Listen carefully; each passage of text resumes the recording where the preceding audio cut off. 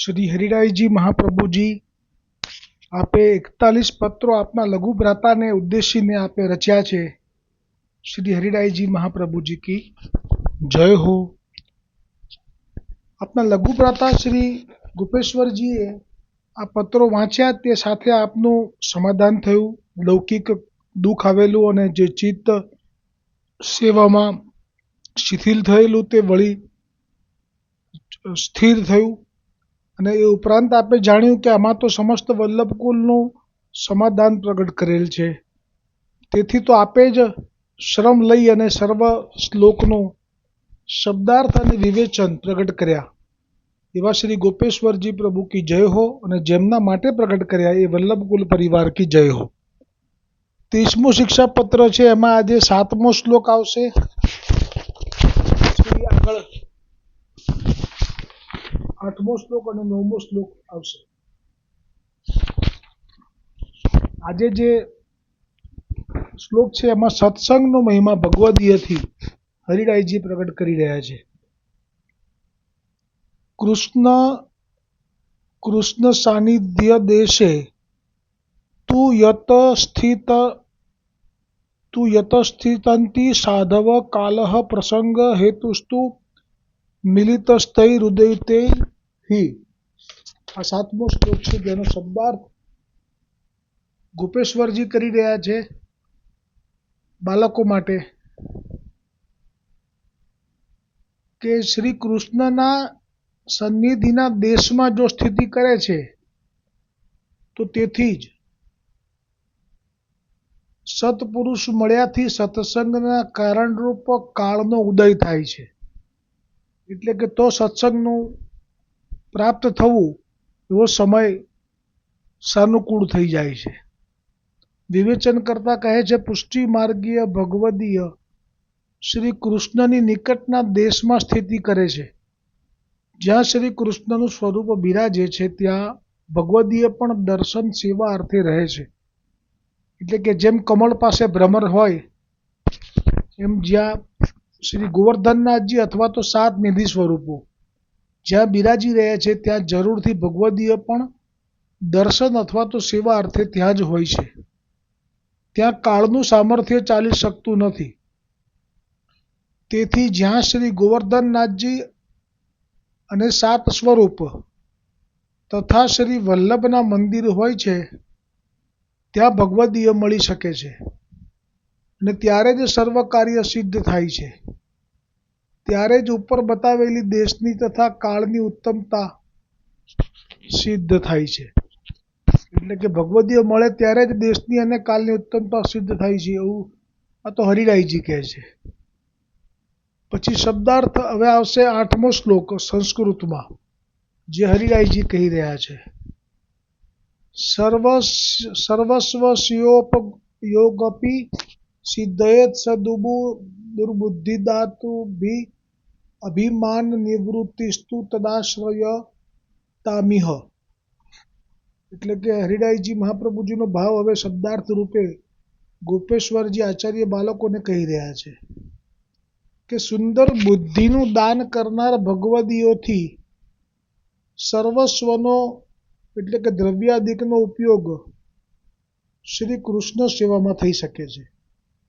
એટલે કે જ્યાં સુંદર બુદ્ધિનું દાન કરે છે કે દ્રવ્યનો ઉપયોગ સેવામાં કેવી રીતે કરવો શ્રી કૃષ્ણની, એ દાન ભગવદીયો કરે છે। એ પ્રકારે દ્રવ્યની ઉત્તમતા સિદ્ધ થાય છે। એમનો આશ્રય કરનારાના અભિમાનની પણ નિવૃત્તિ અહીંયા થાય છે।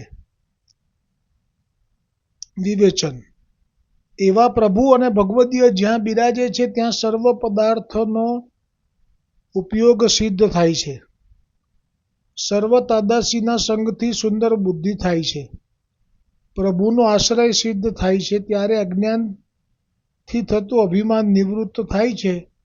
ભગવદીયનો આશ્રય કરે તો સર્વ સિદ્ધ થાય છે। તો હરિરાયજી કહે છે। હવે આવે છે 9મો શ્લોક।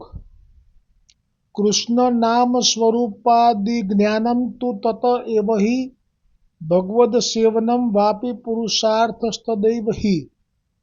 શબ્દાર્થ: શ્રી કૃષ્ણનું નામ તથા સ્વરૂપાદિકનું જ્ઞાન પણ તેથી જ થાય છે.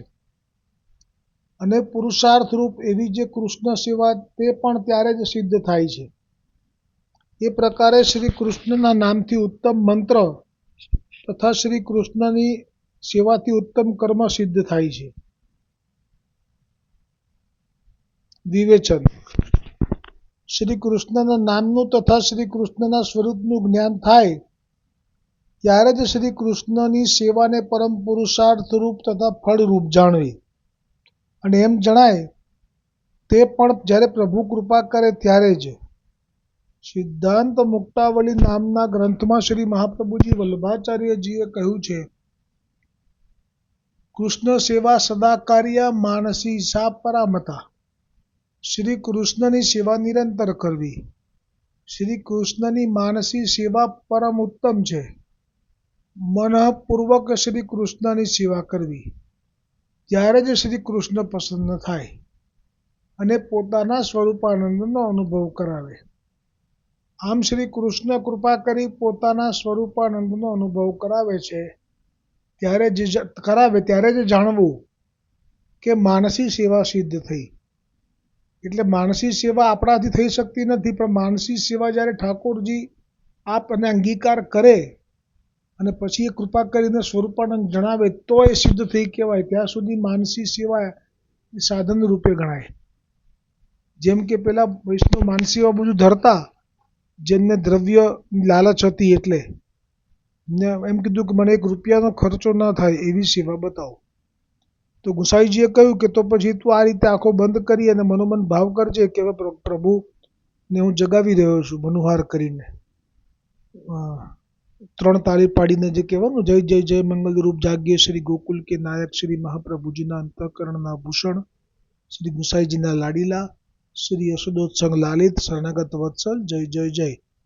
પછી યશોદાજીના વાત્સલ્ય ભાવથી ખૂબ મનોહાર વાલ કરી જગાડવાના અને પછી જે મંગલ ભોગ તૈયાર રાખવાનો અને પછી જે આગળના ક્રમ છે સ્નાન શૃંગાર રાજભોગના, એમાં એને એક વખત ખીર ધરી માનસીમાં અને એમાં ખાંડ વધારે પડી ગઈ. તો એને સ્વભાવ પેલો ગયો નહીં લોભનો, એટલે અંદર પાછી ખાંડ કાઢવા માટે અંદર મુઠ્ઠી પાછી હાથ નાખ્યો. પણ હવે ગુસાઈજીએ આજ્ઞા કરી હતી કે તારે માનસી કરવી, તારે દ્રવ્ય નથી ખર્ચવું અને છતાંય લાભ જોઈએ છે તો તું માનસી કરજે. તો ગુસાઈજીની આજ્ઞા થઈ છે એટલે ઠાકોરજી તો રાહ જ જુએ છે કે ક્યારે કૃપા કરી લઉં. ને આજે અવસર મળી ગયો એટલે સીધો હાથ જ પકડ્યો. હવે કરોડો બ્રહ્માંડોના પતિ જેમનું મુખ ઋષિઓ તો શું પણ શિવજી અને નારદ મુનિ પણ ધારણા કરવા જાય છે તો એમના ધ્યાનમાં આવતું નથી. પણ અહીંયા જો ગુસાઈજીએ કૃપા કરી છે તો એનો હાથ જ પકડી લીધો.